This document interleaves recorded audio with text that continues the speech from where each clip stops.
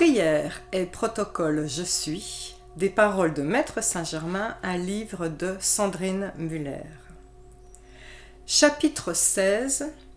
Les forces sinistres parapsychiques et le divinatoire.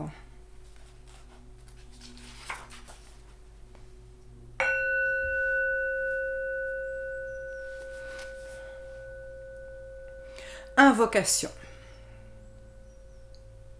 Ô toi, éternelle présence infinie, ta lumière pénétrante et l'abondance de ta substance sont en tout et partout. Je dirige l'activité de mon mental pour lui donner la forme de chaque bonne chose que je désire. Je te loue et je te remercie pour ton intelligence active dans mon esprit pour que, grâce à ton amour, ta sagesse et ton pouvoir, tu puisses me guider et m'élever dans toute perfection.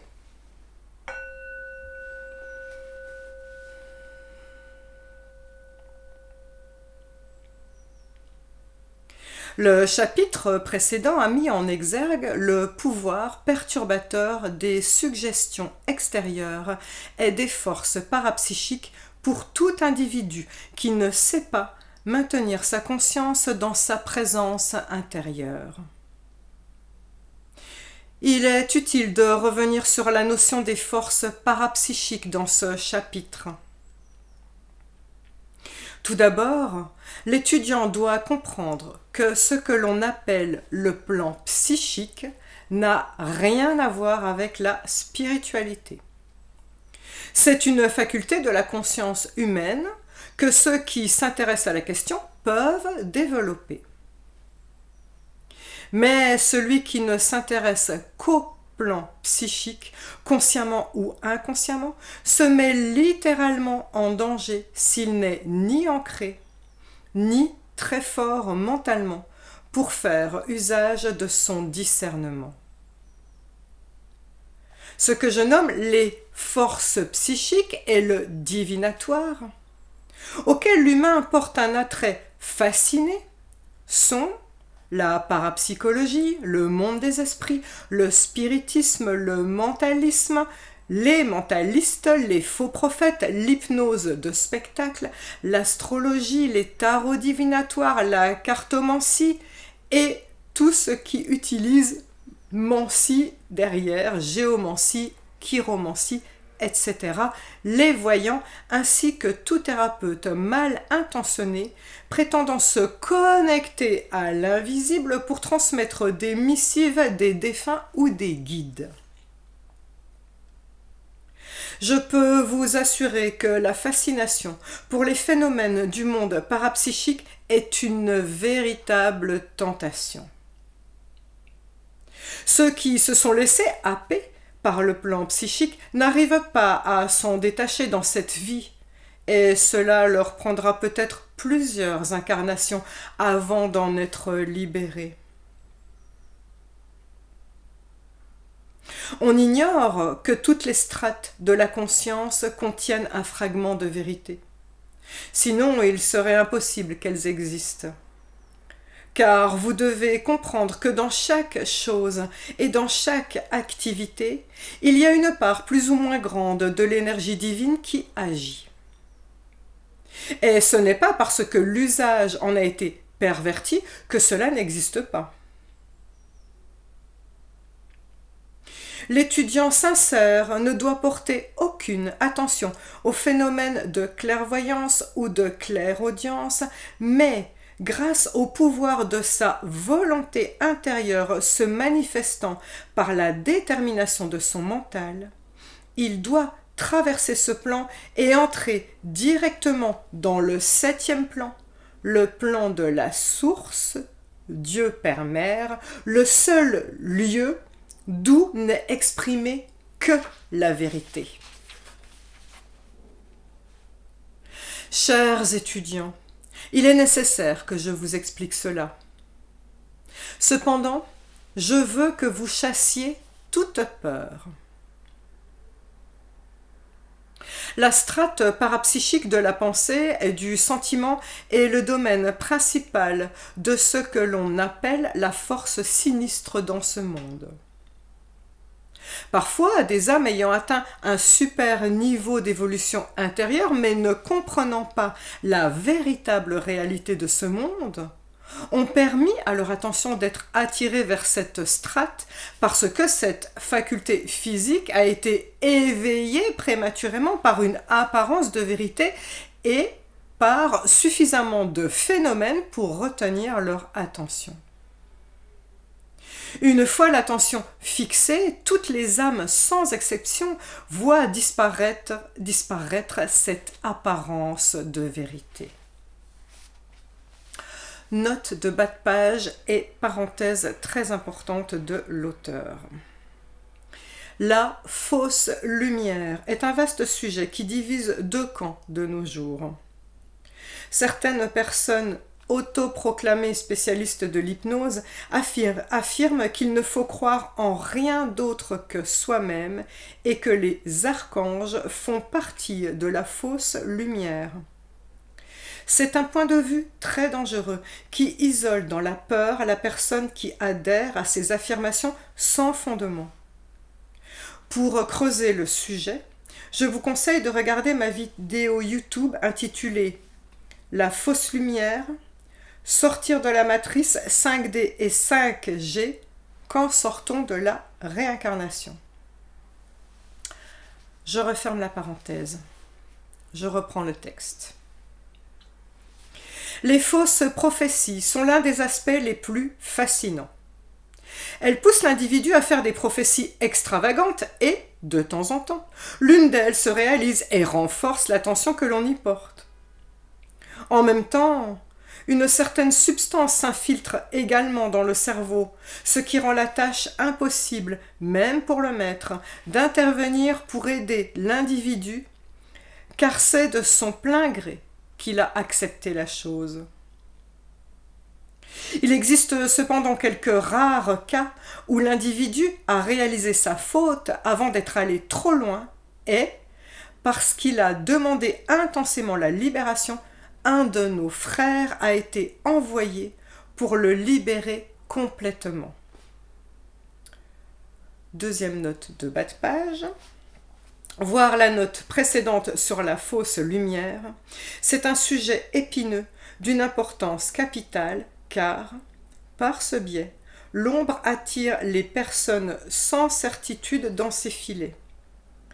Prenez le temps de vous documenter sur le sujet et de vous faire votre propre opinion en votre âme et conscience. Je referme la parenthèse, je reprends le texte. Occasionnellement, une nature rare, d'une très grande pureté, arrive à traverser ce monde astral sans le contacter ou même sans s'en rendre compte. Ce genre d'individu a vraiment beaucoup de chance. Les forces psychiques agissent surtout sur la nature des sentiments des individus, sur leurs passions, car c'est leur point faible. Les hommes et les femmes qui ont perdu le contrôle de leurs passions, que ce soit la sexualité, la jalousie, la soif de pouvoir ou la colère, se sont empêtrés, consciemment ou inconsciemment, dans les strates psychiques de la pensée et des sentiments, et ont ouvert ainsi les portes de leur merveilleux temple de Dieu. Les forces psychiques s'engouffrent et s'emparent d'eux en intensifiant leurs passions, les rendant incontrôlables alors qu'elles auraient pu être maîtrisées sans cette intrusion. Ces gens-là auraient mieux fait de se jeter dans un nid de serpents à sonnette, car ils auraient alors perdu leur vie physique et auraient été libérés, tandis que s'ils sont pris dans les filets du monde psychique, ils le sont pour de nombreuses incarnations. Pourquoi ? Car leur monde mental en garde le souvenir et ils ne savent pas comment s'en extirper. Par conséquent, ces âmes renaissent encore et toujours avec les mêmes défauts, jusqu'à la 2e ou 3e incarnation. quand ils deviennent ces êtres dépravés que vous voyez autour de vous à travers le monde. Parfois, cette influence est si sournoise qu'elle parvient à se dissimuler du monde extérieur pendant très longtemps, poursuivant ainsi son activité scélérate en secret comme bon lui semble. Nous voilà arrivés à la partie la plus douloureuse de cette explication. J'entends par là la façon dont elle est ressentie par l'ego et l'essence extérieure. Dans les hautes sphères, de grandes et belles âmes se portent volontaires pour descendre dans cette strate et aider, avec leurs propres rayons, à rompre son emprise sur l'humanité. Ces volontaires sont aussi bien des âmes masculines que des âmes féminines, mais la plupart du temps, ce sont des âmes féminines. Ce qui explique pourquoi de belles âmes féminines se marient dans le monde physique avec des âmes masculines prises dans les pièges psychiques. Souvent, ces individus deviennent très rusés. Ils sentent les situations avec une précision si remarquable qu'ils persuadent souvent ceux avec qui ils entrent en contact que c'est ça, la réalité est la vérité. C'est ainsi que l'on retrouve une belle âme altruiste prise dans les filets d'un conjoint pervers narcissique. Si les individus sur le point de se marier, à la façon des hommes, appelaient leur Dieu intérieur, leur puissante présence « I am je suis » en disant «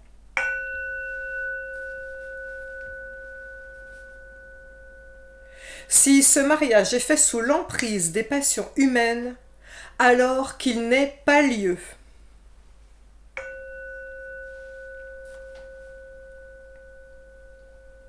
En formulant cette phrase, bien des chagrins et des supplices seraient évités. Venons-en maintenant à la vérité. Ceux qui, par leurs propres efforts, ou par l'enseignement qui leur a été prodigué, comprennent ce que signifie la puissante présence « I am, je suis », à savoir le puissant être véritable et s'y conforment sérieusement, ne pourront plus jamais être attirés par des choses discordantes, à moins qu'ils ne décident volontairement de quitter les hautes sphères où ils savent exactement ce qu'ils font. Savoir cela ne devrait inciter personne à craindre le monde astral. Si un étudiant est conscient de traverser le monde astral, il devrait immédiatement penser « I am, je suis, la présence maîtresse qui contrôle tout et qui gagne toujours la partie. »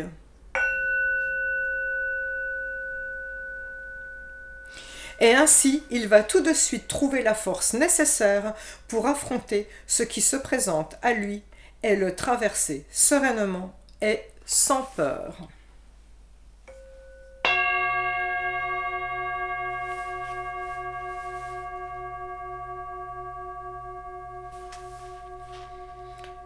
Chapitre : L'astrologie et le divinatoire. J'ai maintenant une des choses les plus tristes à vous dire. Ceux qui essayent de faire des horoscopes sont nombreux à tomber, sans le vouloir, dans le filet psychique en se sensibilisant aux situations hostiles qui n'existent que dans cette strate et en les exprimant. C'est l'une des activités les plus désolantes, car l'individu ne se rend absolument pas compte qu'il ouvre sa porte jusqu'au moment où il est tellement pris qu'aucun argument, aucun raisonnement ne peut plus changer sa croyance dans l'astrologie. L'astrologie, tout comme la voyance, exprime la probabilité la plus élevée que telle ou telle chose vous arrive. Ce n'est pas une fatalité. Vous avez le libre arbitre et en vertu de cette loi, il vous incombe de maintenir votre conscience dans une visualisation créatrice positive de ce que vous désirez pour vous et pour votre avenir. Très souvent, la pensée ou la radiation en provenance de cette strate annonce certaines situations que l'individu ne pourra éviter. Si ce n'est pas dit à travers des mots, c'est ressenti à travers la radiation. C'est là une des causes principales du dernier cataclysme de l'Atlantide. La plupart des Atlantes ont refusé d'écouter la sagesse des maîtres qui ont prophétisé à partir de la réalité la destruction de l'Atlantide. Chers étudiants, je comprends que certains d'entre vous me trouvent sévère car ils s'intéressaient beaucoup à leur horoscope. Mais ce n'est pas le cas. L'amour que je vous porte est assez grand pour que je vous dise la vérité telle qu'elle est. Si vous ne croyez pas en cette vérité que je vous dévoile, vous devez poursuivre votre chemin, car vous avez votre libre arbitre, que je n'ai pas envie de contrarier, bien que, Ayam je suis, mandaté pour vous montrer le chemin. Ceux qui s'accrocheront avec ténacité à leur présence Ayam je suis n'auront jamais besoin, nulle part, de craindre ces choses car cette présence les rectifiera et les maintiendra fermement sur le vrai chemin de lumière dont ils pourront gravir avec précision les marches d'or, les menant vers leur pleine maîtrise et à la perfection. Je vous assure, mes bien-aimés étudiants, que je suis de tout cœur avec ceux qui s'intéressent à l'astrologie, car ils ne se rendent pas compte du chemin plein d'embûches sur lequel ils viennent de s'engager et des souffrances qui les attendent jusqu'au jour où cette douleur sera si forte qu'ils s'écrieront de tout leur être « Ô Seigneur, montre-moi le vrai chemin !» Chers étudiants, vous qui recherchez si sincèrement la lumière, vous savez qu'il n'y a qu'une seule présence qui vous protège de façon invincible. C'est la grande présence Ayam je suis, Dieu en vous. Ne laissez jamais votre attention être captée par ces nombreuses manifestations du monde extérieur. L'astrologie, la numérologie, le spiritisme, la cartomancie ou tout ce qui pourrait vous détourner de la puissante présence Ayam je suis qui est votre être véritable. Si vous vous tournez vers elle en permanence, elle vous conduira sur le chemin de la lumière, parsemé des fleurs les plus rares, dont le parfum vous enveloppera d'une force et d'une paix qui dépassent l'entendement. Le calme extérieur vous aidera à entrer dans le grand silence, où vous trouverez la plus grande activité invincible de Dieu, la présence Ayam je suis. Mes bien-aimés, vous comprenez certainement que vous ne pouvez pas servir deux maîtres à la fois et espérer remporter une victoire. Ayant le libre arbitre, vous devez choisir. Si vous choisissez le monde extérieur et ses suggestions, oubliant ainsi votre présence invincible Ayam je suis, je vous donnerai tout mon amour et vous envelopperai dans mon puissant manteau de protection jusqu'au jour où vous déciderez de revenir vers le seul et unique Dieu. Si vous choisissez votre présence Ayam je suis et que votre adhésion est totale, alors vous n'aurez bientôt plus à vous battre et vous vous retrouverez dans cette sphère de paix, d'harmonie et de perfection, d'où l'on regarde le monde extérieur avec une grande compassion, mais où l'on n'éprouve jamais cette sympathie humaine qui étoufferait votre propre évolution. Cela nous rappelle l'ancienne affirmation: cherche d'abord le royaume des cieux, et tout le reste te sera donné de surcroît pour ton usage et sur ton ordre.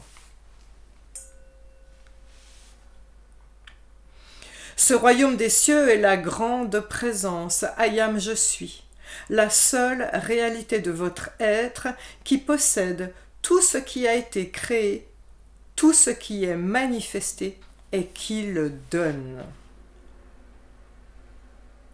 N'est-ce pas étrange, chers étudiants, que l'on puisse errer si longtemps dans la discorde et les limites, alors qu'on l'on a la présence maîtresse de la lumière, la présence Ayam je suis à ses côtés, qui n'attend que votre décision de vous tourner vers elle pour vous bénir de la perfection de ses glorieux bienfaits dans toute manifestation extérieure? Tel est votre privilège, mes bien-aimés.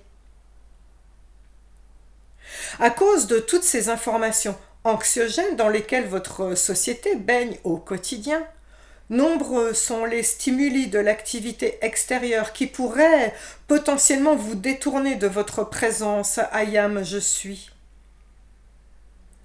Même si je suis triste de voir que certains d'entre vous n'ont pas ressenti la véritable importance de leur présence Ayam je suis et qu'ils s'intéressent encore au monde physique, j'attends, en les enveloppant dans mon amour, car ils ont leur libre arbitre. Les étudiants doivent comprendre qu'ils ne peuvent pas fixer leur attention à la fois sur la présence Ayam je suis et sur les choses extérieures, car une maison divisée contre elle-même doit s'écrouler tôt ou tard.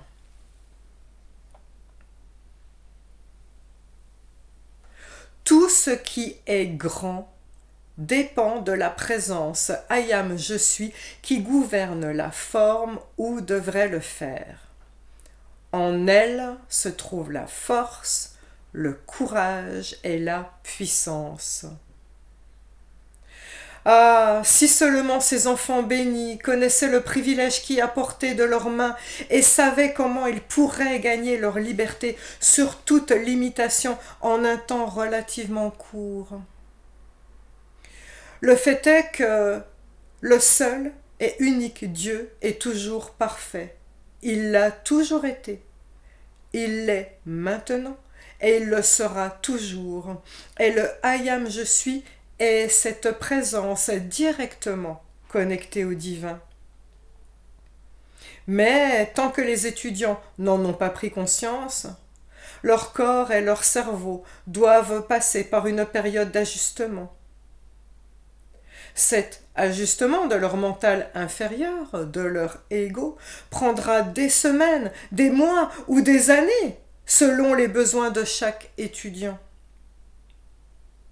L'étudiant ne devrait pas avoir de problème pour voir et comprendre que l'apparence extérieure n'est que la création déformée par celui qui fait appel à l'extérieur comme source de puissance, alors qu'un instant de réflexion lui ferait réaliser qu'il n'y a qu'un seul amour, une seule intelligence et une seule puissance qui peut agir, et c'est Dieu. Si l'homme se tourne vers son puissant Ayam je suis à l'intérieur de lui, en sachant que Dieu est toute perfection et que toute apparence extérieure n'est qu'une création de l'homme due à une mauvaise utilisation de la puissance de Dieu, il verra tout de suite que s'il considère sincèrement et qu'il accepte la perfection divine, celle-ci se manifestera dans sa vie et il en fera l'expérience.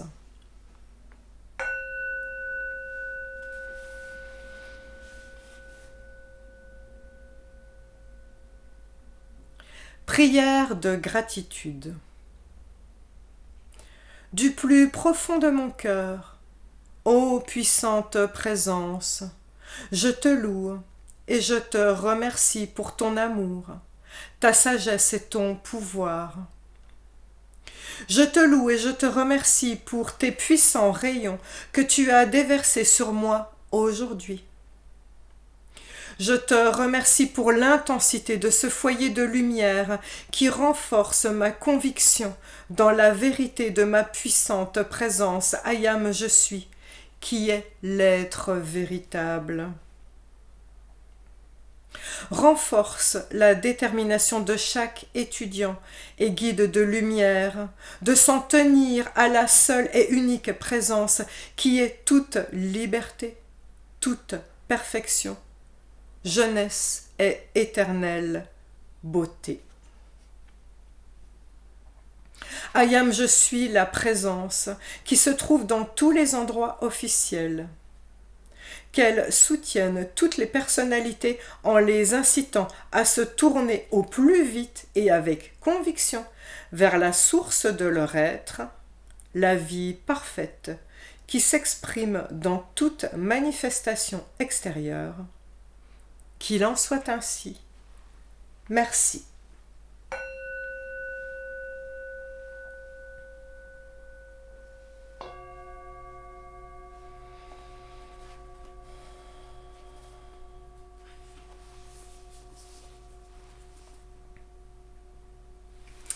C'était Prière et protocole Je suis, des paroles de Maître Saint-Germain, un livre de Sandrine Muller que je vous offre en audio avec le cœur qui ne sera pas disponible en librairie avant 2030. C'était le chapitre 16, les forces sinistres parapsychiques et le divinatoire.